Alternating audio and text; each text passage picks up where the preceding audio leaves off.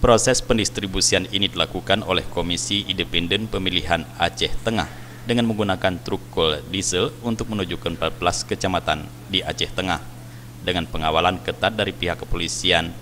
Untuk menjaga logistik tetap aman dari hujan, seluruh logistik yang dibawa oleh truk ditutupi dengan tenda atau terpal di atas dan bawah, sehingga aman menuju ke lokasi yang dituju.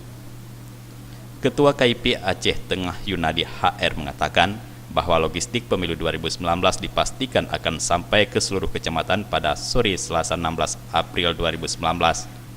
Ketua KIP Aceh Tengah Yunadi HR meminta warga agar memanfaatkan pemilu besok untuk hadir ke TPS untuk menentukan pilihan pemimpinnya, serta yang tidak mendapatkan pemberitahuan C6 juga diharapkan ke TPS dengan membawa EKTP.